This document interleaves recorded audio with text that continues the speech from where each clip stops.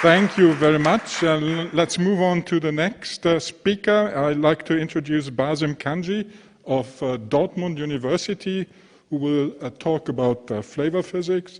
He received a PhD from the Université de la Méditerranée in Aix-Marseille and then moved to Italy, to CERN, en route to his current position at Dortmund and working for the LHC experiment. Please. Yeah, thank you very much. I will talk about the flavor physics at LHC. Okay, it doesn't work. Okay, this works. Okay, so why would you like to do flavor physics at Hadron Collider? It's really messy. So first is open questions in HEP, really existential ones, are tied to the flavor sector. You can look at the cube size of the, on top of these quarks, and it represents the mass. The mass hierarchy is an open question. We don't know. The matter-antimatter imbalance in the universe is connected to what's going on in the lab under what we call CP violation. Also the flavor sector, also open question. Why do we have 3 generations of leptons, quarks? What's the story of the second structure? Why the probability of transitions between quarks is what it is? We don't know.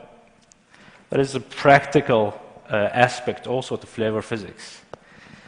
Most of flavor processes invites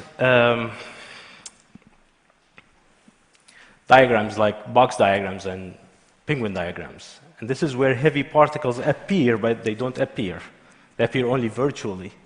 So if your collider is not able to pop up a heavy particle, you can just do flavor physics, low energy, tinker with the box and the diagram via just measuring flavor observables. But you need a lot of stat. And stat you have at LHC. There is a high gain of going proton-proton collision. You will have an unprecedented statistics, and you will be able to produce a copious amount of C hadrons and B hadrons. Those are the laboratory where you want to make your flavor measurements. However, as you can see in the force display events from CMS, LHCb, and LS,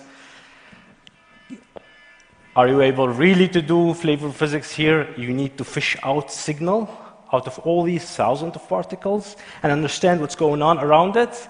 There is a high risk that you will fail. So if you are faced with a high gain, high risk situation, what do? You go for it. Now, this is what we did, and we proved that it's possible. What you see here is an expansion of the hadron particle zoo. We discovered a large number of hadrons. To be less specific, more than 50 hadrons discovered at LHC for this occasion. And actually, those things start really early by Atlas discovering this huge particle. It's really heavy. And then CMS announced an exotic particle. And then an avalanche of discoveries of particles came from LHCb. We discovered excited state, and we discovered ground state like this one, which was long awaited but never showed up except at LHC, because we have the statistics and we have the hadrons. And only recently we discovered even a particle that is actually intriguing, nobody was expecting. And that was like 2 weeks ago. That's the tetraquark CC+. But really the cherry on the top was the discovery of a new form of matter. 5 quarks in one bound state, never discovered before. People talked about it, it's possible in theory, but it was always a situation of 3 sigma washes away with the statistics, and here it is popping up at LHCb. Actually, when first started, we only found 2 pentaquarks. With more statistics, it didn't wash away. There was a third one coming up, and this is the latest plot of the pentaquark mass.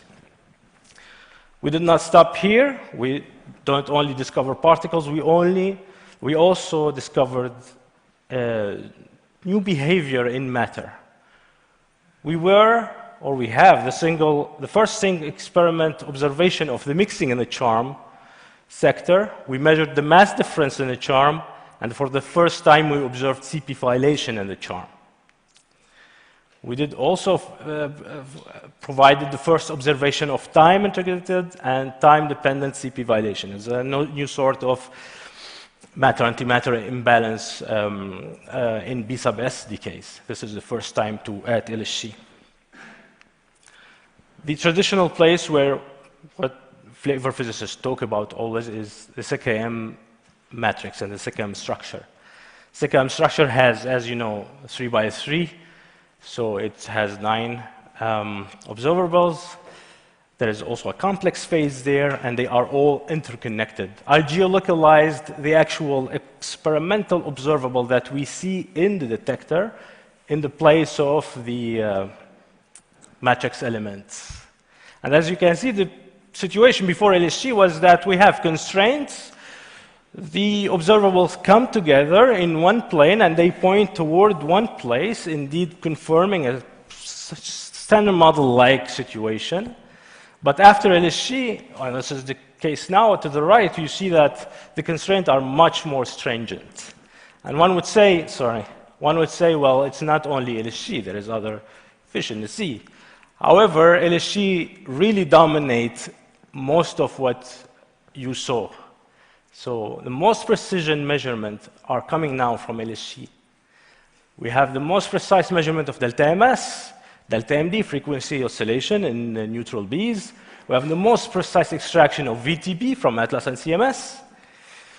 We have the most precise measurement of the phase, phi S, from 3 experiments, as you see on the top. And recently, we've provided the combination of gamma from all possible modes where you can measure gamma, and we solved the puzzle there, and it's the most precise measurement of gamma. So we signed the most precise measurements of most of what you see, observables you see in the CKM matrix. The situation is still standard model-like, except in the B2SLL anomalies, and those are very well known now. They are in the news. So what are those actually? It's a transition that brings with it a flavor changing process. It happens through a box, like on the top that you see here. There is a box. We don't know what's going on there. There is a transition happening. Standard model tells you there is a penguin there, virtual particles, and we can predict what is the decay coefficients of that transition. New physics on the left here, to my right, says no, there is probably a new particle, new mediator of that transition. It's a leptoquark. If you cannot pop up that in your collider, you go flavor again. You do all the possible observables in this type of transitions. Thanks to LHC, we have access to all type of B hadrons, as I said, so we can do a lot of measurements, flavor measurements in different decays of B2SLL category. We can do comparison between branching fractions of dilepton, dimeon, in different species. As you can see, we have RK star and RK. You can measure the branching fraction of B S to mu mu. It's a very famous SB to SLL decay. This is the combination plot from Atlas, CMS, and LHCb. And you can also do a decay rate in bins of the dilepton mass. And you also can investigate the angular distribution, the topology of your decay.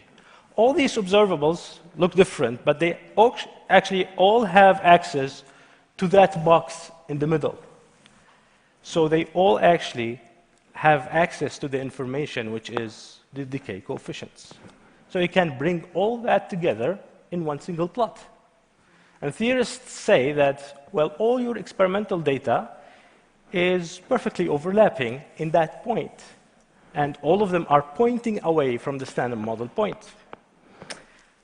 This is whispering a dream, because all what you see is based on 3 sigma deviations, nothing less, nothing more. So we are excited. Everything is coming together and pointing away from the standard model, but still at a level of 3 sigma. So you need to be excited, but cautiously excited. That brings me to my conclusion. I hope I convinced you that LHC is truly a flavor machine. We had a blast. it was a great harvest. We discovered new particles, new matter, new form of matter, a new behavior of matter. We are really truly precision machine. We apply strangeness constraint on CKM matrix. It's pointing toward standard model-like scenario. However, the anomalies in B2SLL they look tantalizing. They don't. They disagree with the standard model at the level of 3 sigma. Keep it real. So we need more flavor measurement and probably more stat to be conclusive on this. High luminosity LHC era is upon us already. Flavor physics excel there. It's again a high-risk, high-gain situation. Very busy event, very difficult to understand, but it will definitely boost the current searches and make us access new flavor measurements in a new decades that we didn't even dream possible. Finally, thank you very much for the accelerator people. Your machine works superbly. We like it. Keep it up and running, and we will keep flavor breakthroughs rolling.